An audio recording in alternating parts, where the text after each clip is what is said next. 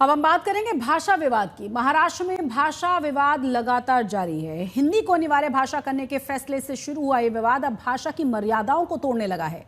MNS की मराठी अस्मिता के नाम पर गुंडागर्दी वाली सियासत पर बीजेपी सांसद निशिकांत दुबे के बयान पर हंगामा मचा हुआ है। अब विपक्ष तो निशिकांत दुबे पर हमलावर है ही, सत्ता पक्ष यानी कि बीजेपी और शिवसेना भी बीजेपी सांसद निशिकांत दुबे को नसीहतें दे रही है।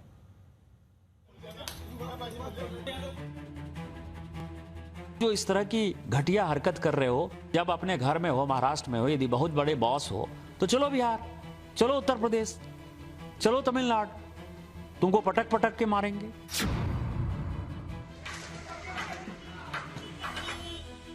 मुंबई में मराठी हिंदी विवाद पर सियासी संग्राम जारी है। पहले नई शिक्षा नीति के तहत हिंदी को तीसरी भाषा के रूप में अनिवार्य करने वाले आदेश पर फडणवीस सरकार को बैकफुट पर आना पड़ा।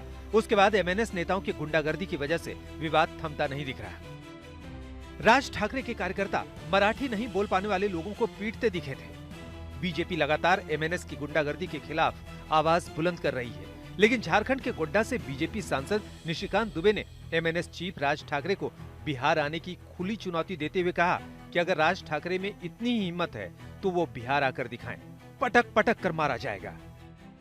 और यदि आप में ज्यादा हिम्मत है तो आप हिंदी भाषी को मारते हो तो उर्दू भाषी को भी मारो, तमिलियन को भी मारो, आप जो है तेलुगु वाले को भी मारो।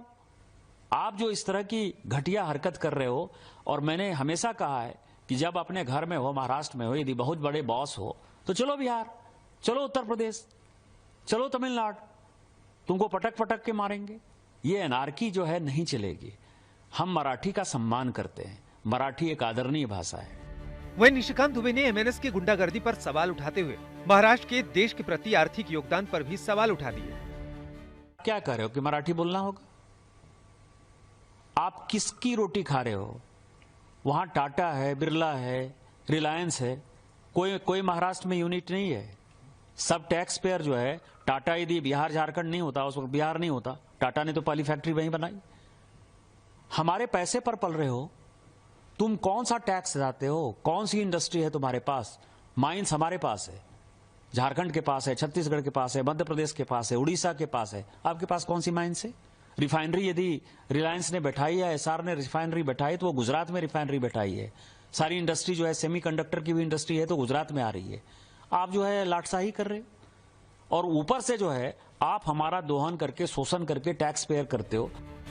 निशिकांत दुबे का यह बयान विपक्ष को तो नागवार गुजरा ही, महाराष्ट्र सरकार में मंत्री आशिष शेलार को भी उनके बयान की निंदा करनी पड़ी। अध्यक्ष महोदय, मी त्या सदस्यांचं नाव घेणार नाही।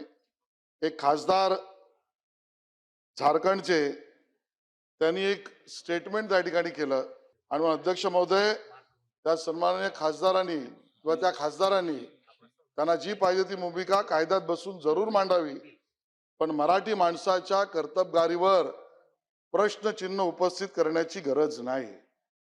अध्यक्ष महोदय, मराठी माणसाचे जीडीपी मधलं योगदान हे पूर्ण देश जाणतो।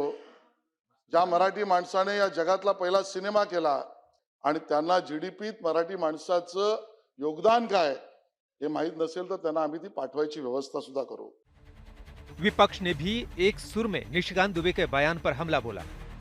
ऐसे कुछ लकड़बग्गे हैं, उन लकड़बग्गे को मैं समझाना चाहता हूं कि ने पहले हिंदी में उनको समझनी चाहिए ना बात, इसलिए मैंने लकड़बग्गा म्हणजे तरस, लकड़बग्गा म्हणजे तरस। आता भेड़िया म्हणजे पण तुम्हाला काय माहिती है?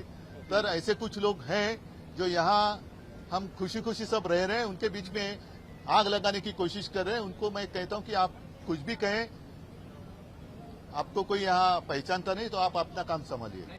अगर ये वक्तव्य कर रहे तो उन्हें मराठी भाषा के लोगों को या मराठी भाषिक व्यवस्था को गाली देने का उनको कोई अधिकार नहीं। तुम्हारी ही सरकार है, तुम्हारे ही भाजपा के सरकार में ये पाप चल रहा है, तो क्या बीजेपी हर राज्यों में अपनी अलग अलग कहानियां बनाएंगी क्या?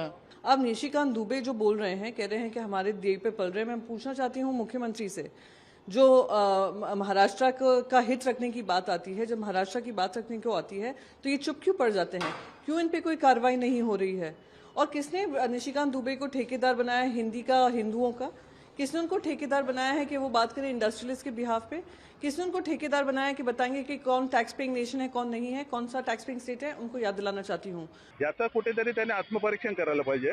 आता कुठे उत्तर प्रदेशची परिस्थिती सुधारते नाही असं नाहीये, परंतु हे महाराष्ट्रात का आले? तुमच्या इथे पोषक भूमी नाही म्हणून आले ना.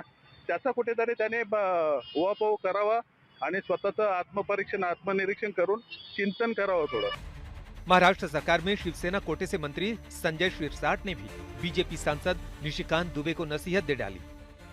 किसी के ऊपर गाली देने की, किसी को कुछ बोलने की, ये खासदारों को कुछ उचित नहीं लगता. मुझे लगता है उन्होंने उनकी डिमांड रखी, आप अपनी डिमांड रखिए, आप अपने तरीके से चलिए. लेकिन ऐसी अगर दो समाज में झगड़े लगाने जो बात है वो अगर करेंगे तो उसका शायद उनको तकलीफ उनको होगी. भले ही अभी बीएमसी चुनाव में 3 से 4 महीने का वक्त हो, लेकिन ऐसा लग रहा है कि निकाय चुनाव तक मराठी हिंदी पर घमासान जारी रहेगा, क्योंकि सियासत में टाइमिंग बहुत मायने रखती है. मुंबई से मुस्तफा शेख के साथ आज तक ब्यूरो.